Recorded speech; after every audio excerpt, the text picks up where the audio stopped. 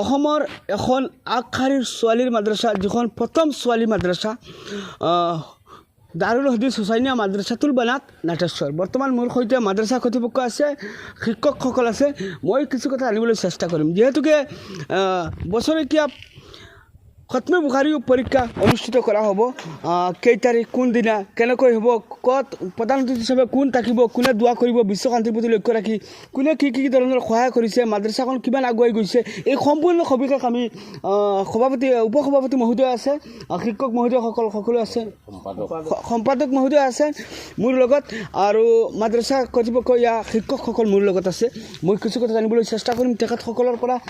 এই মুহূৰ্তত মই আপোনাৰ পৰা জানিবলৈ চেষ্টা কৰিম এই মাদ্ৰাছাখন উন্নতি বা মাদ্ৰাছাখনৰ খতমে বুখাৰী অনুষ্ঠান উপলক্ষে এইবাৰ কোন বছৰীয়া পৰীক্ষা সম্পৰ্কে আপোনাৰ পৰা জানিবলৈ চেষ্টা কৰিম।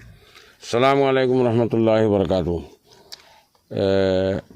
অহা 13 জানুৱাৰী ৰোজ মঙ্গলবাৰে আমাৰ নাটেশ্বৰ হুচাইনিয়া দাৰুল হদিছ হুচাইনিয়া মাদ্ৰাছাতুল বানাত নাটেশ্বৰ প্ৰাংগণত বছৰেকীয়া খতমে বুখাৰী আয়োজন কৰা হৈছে। আৰু এই বুখাৰীত আমাৰ মাদ্ৰাছাৰ 21জন ছোৱালীয়ে খতমে বুখাৰী পঢ়িব। আৰু তাত বিশিষ্ট উলামাসকল আহিব। আমাৰ মুহাদ্দিছ সাহেব আছে, মাদ্ৰাছাৰ মুহাদ্দিছ সাহেবে ক'ব। মই এইটোৱে ক'ম, ৰাইজৰ ওচৰত আহ্বান কৰিম, আমাৰ খতমে বুখাৰীখনত আহক, আহি মাদ্ৰাছাখন চাওক, ছোৱালীবিলাকৰ পঢ়া শুনা শুনক। আৰু আপোনালোকে যে গোটেই বছৰ দান দক্ষিণা কৰি আছে, এই পইচাখিনি আনি আমি কি কৰিছোঁ, কি বাবদ কাম কৰাইছোঁ, আমি অডিটো দিম খতমে বুখাৰীৰ দিন বছৰেকীয়া। গতিকে এইবিলাক আপোনালোকে দেখিব, চাব পাব। আপোনালোকৰ যে বৰঙণিখিনি আমি বেকাৰ পইচা লগাইছোঁ না কামত লগাইছোঁ, আপোনালোকে আহি দেখিব। আৰু তাৰ লগেদি আমি আমাৰ হোষ্টেল এবং ক্লাছৰ যিবিলাক অসুবিধা পাইছোঁ, তাৰ কাৰণে আমি এই বছৰ বিল্ডিং এখনৰ নিৰ্মাণ কৰি আছোঁ।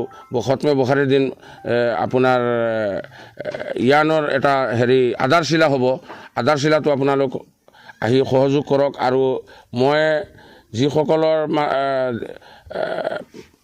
আছে দিয়াৰ, আপোনালোকে দিয়ক, দান দক্ষিণা দিয়ক, দি পেলাই এই মাদ্ৰাছাখনৰ বিল্ডিংখনৰ কাম যেনেকুৱা আগুৱাই যায় চলাই যাব পাৰোঁ আমি, তাৰ কাৰণে আমি চবৰ ওচৰত আহ্বান কৰিছোঁ। এইটোৱে মোৰ আপোনাক ধন্যবাদ জনাইছোঁ। এই মুহূৰ্তত আমাৰ জ্যেষ্ঠ ওলামা আমাৰ গাঁৱৰ, তেখেতৰ নাম মৌলানা আব্দুল বাছিদ আছে আমাৰ কাষত। আৰু মাদ্ৰাছাৰ মুহাদ্দিছ সাহেব মই কিছু কথা জানিব চেষ্টা কৰিম। প্ৰধান অতিথি হিচাপে কোন বা এইবাৰ ছাত্ৰীসকলৰ বিষয়ে কিবা জানিবলৈ চেষ্টা কৰিছে।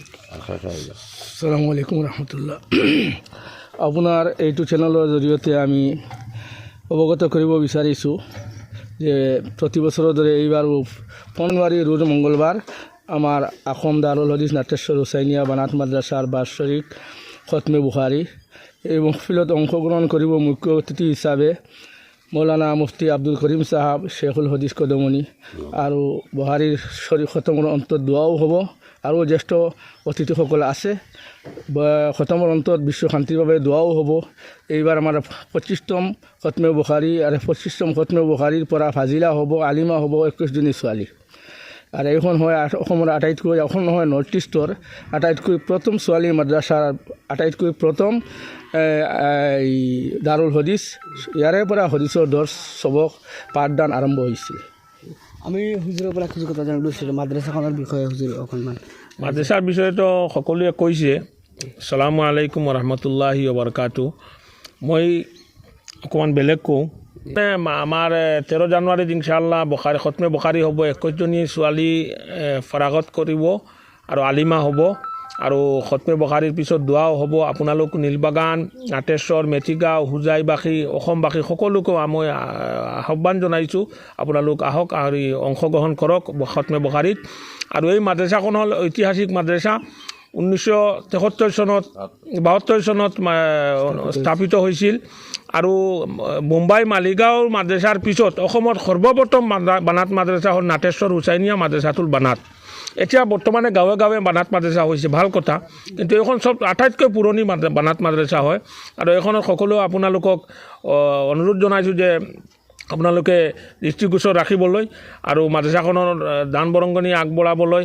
আৰু স্পেচিয়েলি মই কৈছোঁ আজমল ফেমিলিৰ আজমল ফেমিলিৰ মহিলাসকলৰ পৰা সকলোৰ অৱদান আছে, আনফৰ ফেমিলিৰো অৱদান আছে, এইবাৰো অৱদান আগবঢ়াইছে আজমল ফেমিলি, মৌলানা বদৰুদ্দিন আজমল চাহাব, সিৰাজুদ্দিন আজমল চাহাব, আমাৰ MLA বিধায়কেও অনুদান আগবঢ়াইছে, মোস্তাক আনফৰ চাহাবেও অনুদান আগবঢ়াইছে, আৰু সকলোকে আহ্বান জনাইছোঁ যে আপোনালোক আহক, খতমে বুখাৰীত অংশগ্ৰহণ কৰক, আৰু এই মাদ্ৰাছাখন পুৰণি মাদ্ৰাছাখন আমি আৰু আগলৈ আগবঢ়াই লৈ কেনেকৈ যাব পাৰোঁ সকলোৰ মানে দৃষ্টিগোচৰ কৰিছোঁ।